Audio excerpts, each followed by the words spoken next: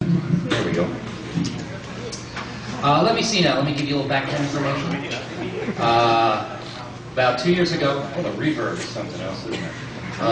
About 2 years ago, I terminated my long-standing relationship with Warner Brothers Records, and of course, in the interim, things have changed quite a bit since the time I first started making records. And in the old days, you know, music was what it was all about. Nowadays, it's hitchhiking naked in Florida.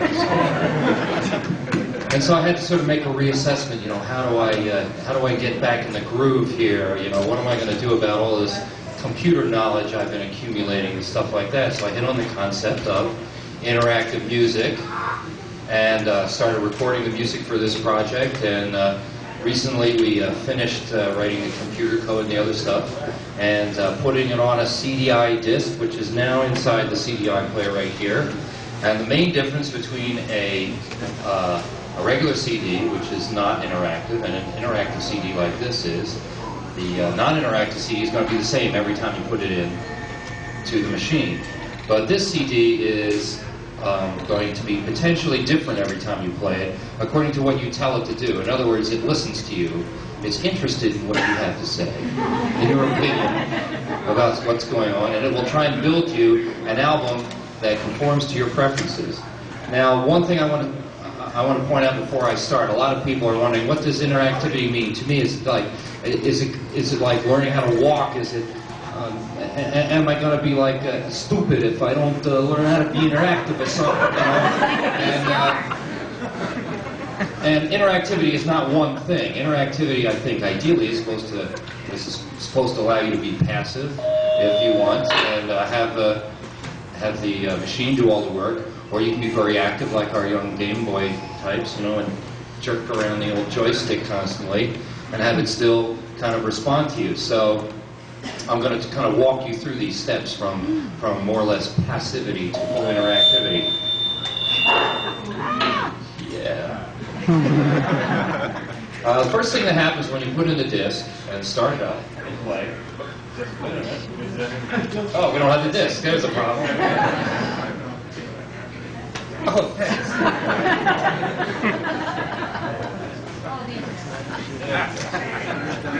Okay, well, it's best to start from the beginning. Put the disc in the tray, close the machine, push the button.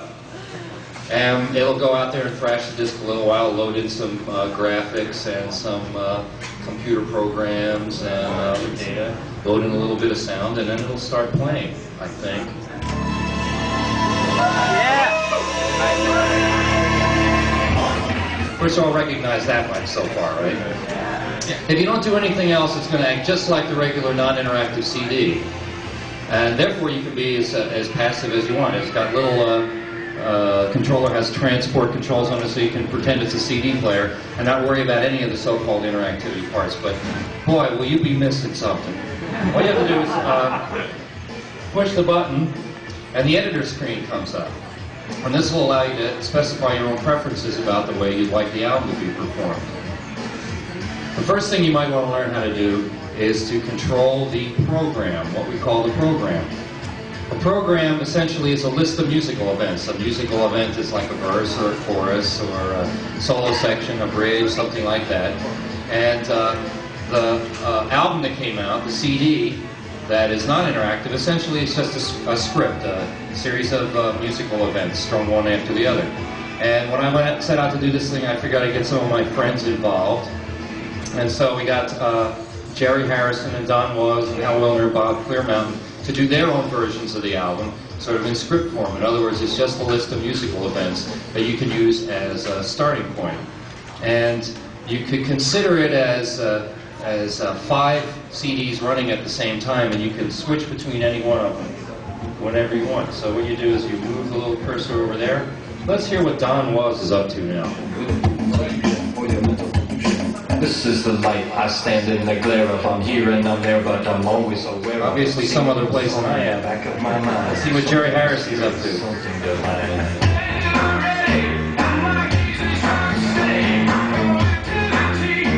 Bob Clearmountain.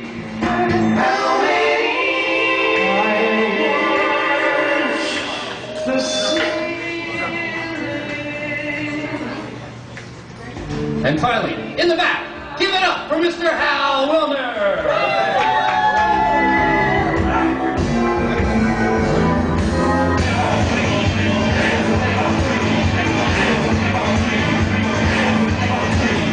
Hal, of course, is somewhere where no one else would dare go, obviously. Unlike a regular CD, which always sort of plays in one direction, the advantage of having working from a list of musical events is you don't always have to go from the beginning to the end. You can theoretically listen to the album from the end to the beginning. In other words, we go here to the direction and say, I want to go backwards. Let's see what it sounds like.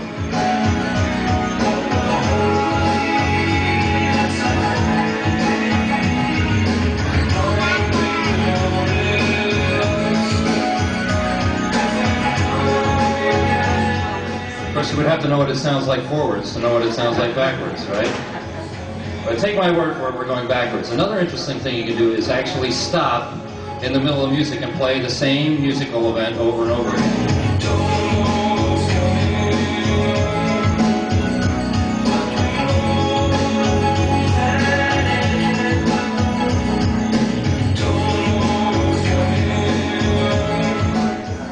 That is indeed the same musical bit playing over and over again. This allowed me to show you a few other interesting things you can do.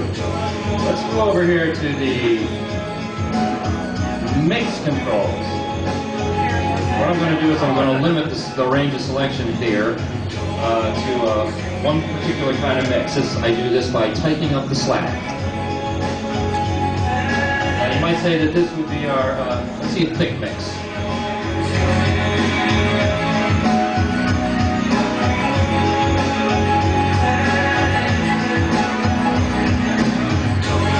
Let's compare that with a sparse mix.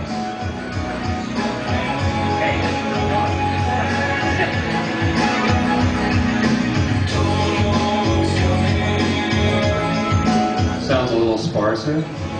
Maybe sometime you bought one of my records, you say, I can't understand the words. So all you have to do is go here and drop out some of the instruments and get intimate.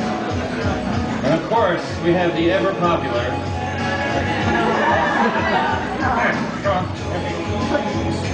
karaoke version. Sing along, everybody, if you will.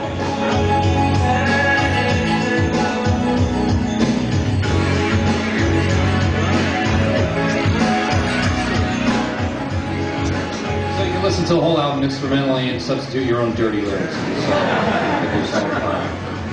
Let's get back to normal here. Let me show you what you can do with mood. Again, I'm tightening up the slack. And let's find a dark song. This is a little too cheery for me. Jesus and money, make a man speak in tongues, scream out his lungs, roll in the dung when the song is sung. He moves up another rung and the devil. Keep in mind, we're still listening to that same loop over and over again. Except that piece of music doesn't have to be dark, so the system went out and found a piece of music that conforms to the preferences that I've given it. Let's try something else. Tempo. You know, my records have never really been considered danceable. We're going to solve that right now. It's party time. Let's jack up the tempo. Faster. Hit it!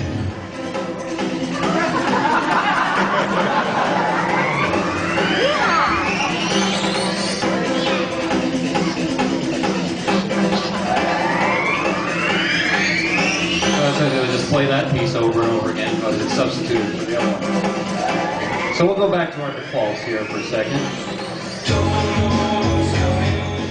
And I'll show you something else you can do. Perhaps you'd like to hear something that's almost totally random, so we'll go up here and we'll make you go through the script very fast forward. In other words, it's jumping around so fast it'll just go from theme to theme with almost no coherence, whatever.